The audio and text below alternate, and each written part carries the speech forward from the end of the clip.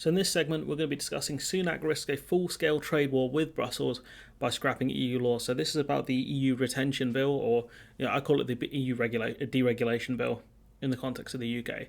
So Sunak's plan to scrap thousands of EU laws by the end of this year risks triggering a full-scale trade war between the UK and Brussels. Senior figures in the European Union have warned. So the TCA, the Trade and Cooperation Agreement, has within it a level playing field clause, or level field played clauses. If the UK decides to deregulate, the EU can put tariffs on any goods it sees as breaching the level playing field. My fear is over the Northern Ireland Protocol, because the EU will ask for more checks to be carried out in the Irish Sea. But also, they can ask for companies to pay tariffs to move goods between GB to NI, and if the goods stay in Northern Ireland, to claim the tariff back. That's something we discussed a couple of years ago, I think before the Trade and Cooperation Agreement was enacted. If I was doing YouTube back then, to be honest.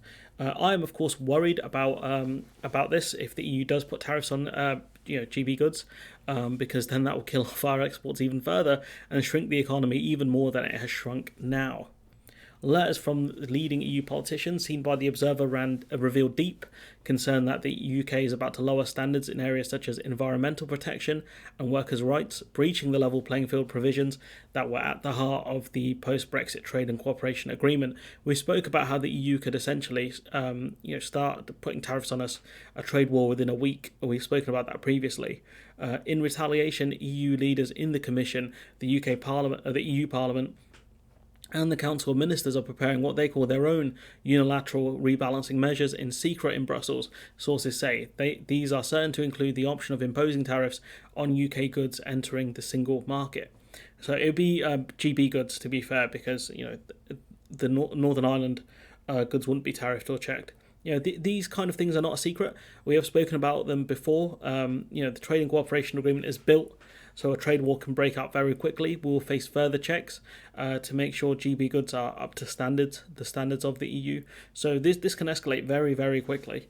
The prospect of a trade war with the EU comes amid growing evidence that Brexit is inflicting serious damage on the UK economy. Last week, the IMF said it expected Britain to grow at a slower rate than any of the G7 leading industrialised country, as well as Russia, which is being economically drained by its war with Ukraine and obviously the sanctions. And we are predicted to do worse than, I think, the top 20 economies in the world.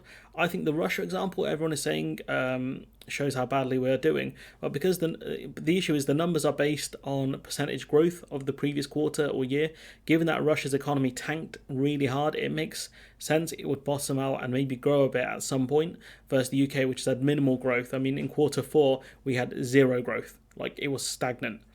At the same time, there are real combined global factors combined with Tory failings and Brexit, impacts which would damage our economy continuously. Brexit has been called a slow puncture for the UK. The real global factors, we know about those, the Russian invasion of Ukraine, but also the Tory failings of not protecting our energy producers, or should I say the public, from rising energy costs, not having adequate gas storage that other countries like Italy and Germany have.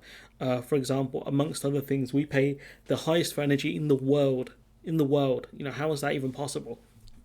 Under the TCA, the UK agreed to maintain high standards on labour and social protection, the environment, climate and other areas to ensure fair conditions for the UK-EU trade. And I don't think that was in the legally binding bits. I think that's more of a political declaration, in return for the EU agreeing to tariff-free access to the single market for British manufactured goods. And that's tariff-free, but there are still checks and other things. It's not, Boris Johnson said it will be seamless, but it wasn't. There are still non-tariff barriers. The warnings of retaliatory moves by the EU have been issued by two senior figures involved in the planned European response: France's ex-Europe Minister Nathalie Loiseau, and who co-chairs the EU-UK Parliamentary Forum set up under the TAC, and David McAllister, the German MEP who chairs the European Parliament's Foreign Affairs Committee. And you tell me how heavy hitters these two are, because again, I'm not too familiar with them.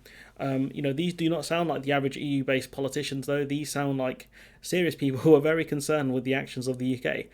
But I don't know how kind of senior they are. On the one hand, we are looking to get a further agreement on the Northern Ireland Protocol, which looks like it's going to happen soon. On the other hand, we're actively looking to make the situation worse with potentially a trade war with the EU. In a letter to Labour MP Stella Creasley, chair of the Labour Movement for Europe, Rousseau said the EU was really concerned about the effects of the EU retained law bill.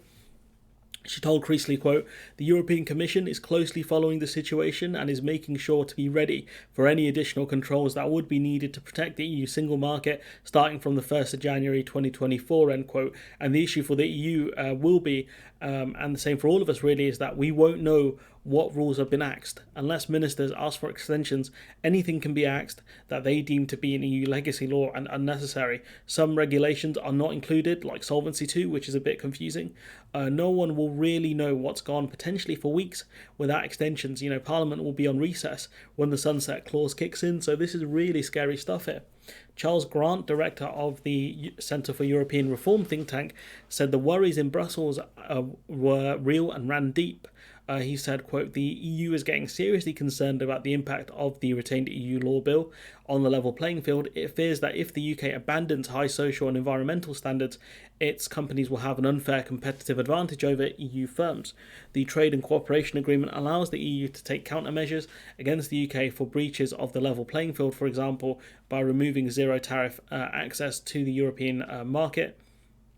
The Commission is not saying much at this moment as everyone is focused on sorting out the Northern Ireland Protocol, but if and when a deal is done on the protocol, the arguments will start on the retained EU law bill. Some MEPs are already talking of a trade war," end quote. So the EU should be really concerned about this bill, and rightfully so.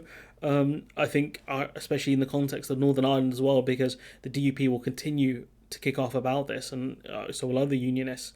But other countries, all the countries with the rollover deals like Japan should be concerned as well, because I think those trade deals were based on EU standards and we just cut and paste to replace the word EU with UK, I think, for the most part. Ukraine was the only exception because some civil servants figured it out that within the trade deal it mentions EU standards and they are trying to change it. But any country we have a rollover deal with and any new countries will be concerned and absolutely should be concerned by the fact that the UK could deregulate and breach parts of the trade deals we have with them, as well as with the EU. And I don't think the trade deal we have with Japan would allow retaliatory tariffs. It might not be built in. So I'd be very concerned for a lot of those different countries with the rollover deals. I'd be very concerned if I was the EU right now. But I'm more so concerned with Northern Ireland, I think, because this will make the checks on the protocol much more aggressive. And could lead to a lot of other problems. But anyways, I'm going to leave it there. Let me know what you think in the comments below. Like, comment, share, subscribe. Support the channel on Patreon if you can. And hopefully I'll see you in the next one.